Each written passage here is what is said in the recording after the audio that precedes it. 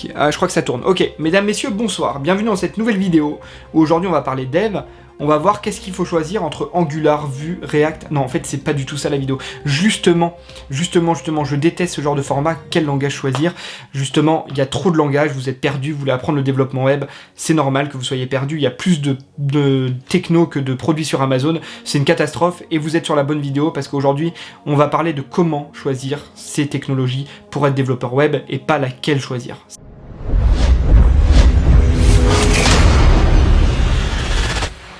Ça, c'est une grosse différence et le titre de la vidéo sera raccord avec ça. Je sais pas encore ce que je vais mettre, mais du coup, si vous avez cliqué, c'est qu'il y a déjà le titre. Bref, souvent j'oublie que je parle pas en direct. Donc du coup, il y a trop de langage, il y a trop de techno dans le développement web, et vous avez des youtubeurs, des tiktokers, des articles de blog qui vous disent faut apprendre HTML, CSS, JavaScript, et après React parce qu'il y a plus d'emplois, faut apprendre le PHP parce que c'est du WordPress, faut apprendre Python parce que c'est un serpent, faut apprendre Java parce que je vais faire la Java avec mon code. Non, du coup vous êtes perdu, et c'est normal que vous soyez perdu. Donc aujourd'hui, on va répondre à ça, à cette question, parce que déjà, je commence par vous donner un énoncé de toutes les technos qui me viennent en tête, juste pour vous montrer la galère que c'est. React, Vue, Angular, Svelte, Vanilla. Ensuite, on part sur PHP avec Laravel, Symfony, Slim, Cake PHP. Après, on part sur Python avec Django, Node.js avec Koa, API, Fastify, Express.js. Ou alors, on peut aussi partir sur complètement des CMS comme WordPress, PrestaShop, Shopify. Mais qu'est-ce que j'apprends dans tout ça? Qu'est-ce que j'apprends? Bon, et ben là, on va répondre à la question. On va partir du principe que vous voulez être développeur web. Déjà, la question que vous devez vous poser, parce qu'il y a des questions à se poser avant de partir sur les langages à apprendre, ou les technos. Qu'est-ce que vous voulez faire de votre métier? Vous voulez être développeur back ou développeur front? Je résume. Développeur front, c'est ce que voit la personne finale, donc les boutons, les formulaires, les designs. Le développeur back, c'est tout ce qui est requête serveur, donc tout ce qui va être stocké, les algorithmiques, l'algorithmie, etc.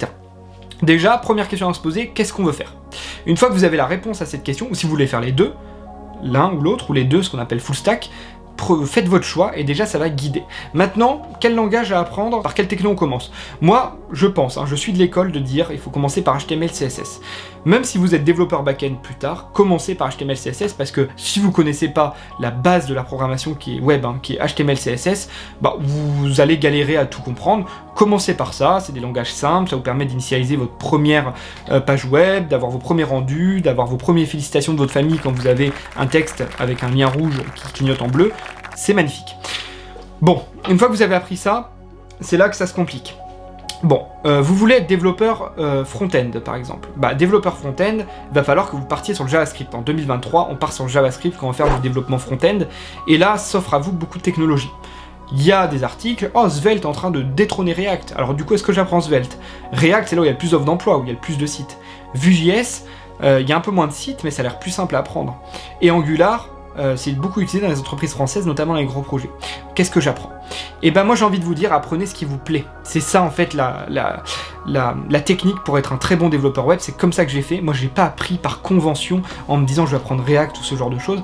J'ai appris en faisant un projet personnel, en me disant tiens, Vue ça m'a l'air, parce que j'ai commencé par Vue en front-end, Vue ça m'a l'air plus simple à apprendre, ça m'a l'air d'être plus mon dada au niveau de la syntaxe, je vais partir sur Vue. Et moi derrière j'ai réussi à coder des projets en Vue, j'ai réussi à coder des projets en React, en Angular, parce que maintenant je code ces trois frameworks, et même Svelte un petit peu, mais dans l'ensemble, prenez ce qui vous plaît, parce que si vous partez absolument pour vous dire je vais apprendre tel langage, parce que c'est là où il y a le plus d'emplois, mais que ça vous plaît pas, c'est pas bien, c'est pas là où vous seriez le meilleur développeur web, c'est là où vous allez tirer le maximum de compétences que vous pouvez avoir. Donc déjà, partez sur la techno qui vous plaît, partez sur un projet perso, trouvez un CDI, trouvez une alternance dans le langage qui vous plaît, mais pas forcément partir direct sur React, parce que c'est React qu'il faut apprendre. Je suis pas d'accord avec ça. C'est cette façon de penser. Deuxième point, vous voulez être développeur back-end. Alors là, encore plus complexe. Vous voulez être développeur back-end. Bon, on part sur quoi? Est-ce qu'on part sur Node.js? Est-ce qu'on part sur Express, tout ça, Node.js, donc tout ce qui est codé en JavaScript côté serveur? Est-ce qu'on part sur PHP, le langage qui est né en 1994, qui est plus vieux que moi et qui a 1 milliard de sites? Ou est-ce qu'on part sur Java parce que c'est très puissant? Ou sur Python parce qu'on va aussi faire du machine learning? Ou alors sur Golang parce que c'est nouveau et que c'est à la mode? Et ça, vous avez vous-même la réponse à cette question. Je viens de vous donner exactement la clé de la réponse à cette question. PHP, ce que je vous dis, c'est 1 milliard de sites, c'est WordPress, vous voulez faire du WordPress, apprenez PHP. Vous êtes déjà développeur front-end, apprenez par exemple JavaScript. Vous voulez travailler pour une banque, apprenez Java. Vous voulez travailler, faire du machine learning à côté, partez sur Python, ne partez pas sur le langage qui a le plus d'offres d'emploi, partez sur ce que vous avez envie de faire, tout simplement. Ça, c'est la meilleure réponse à cette question, comment se démêler du vrai du faux. Donc, pour résumer cette vidéo, si vous avez tout compris dans cette vidéo, apprenez d'abord le HTML, CSS, un peu de JavaScript quand même pour la dynamisation du DOM, et puis après partez sur ce qui vous plaît au niveau du front ou du back, partez sur React si vous avez envie, partez sur PHP si vous avez envie de faire du PHP, n'écoutez pas les autres développeurs qui vont vous dire PHP c'est de la merde. PHP, il y a des millions de sites, des milliards de sites qui sont faits à ça, et avec ça il y a des centaines de milliers d'offres d'emploi. Il n'y a pas de problème à trouver un emploi dans toutes ces technos en fait. C'est ça le truc. Il y a peut-être de difficultés à trouver plus qu'un autre en fonction de la techno, plus de difficultés à trouver un emploi avec Vue.js, mais si c'est Vue.js qui vous passionne et que vous voulez devenir un expert en Vue.js parce que la syntaxe vous plaît, partez sur ça. Voilà, je fais que me répéter, mais dans l'ensemble, voilà comment démêler le vrai du faux quand on veut apprendre quelle techno choisir sur le développement web. On fera d'autres vidéos sur comment se débrouiller après pour apprendre de la bonne manière, enfin je ferai, mais voilà. En tout cas, n'hésitez pas à mettre en commentaire si vous avez des idées de vidéos, si vous avez des questions, j'y répondrai. N'hésitez pas à vous abonner sur TikTok, c'est là où je suis le plus proche de ma communauté parce que je publie un TikTok par jour.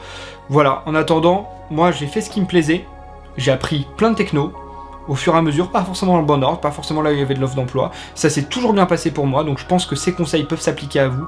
C'était Kid Dev, abonnez-vous, codez bien, ciao.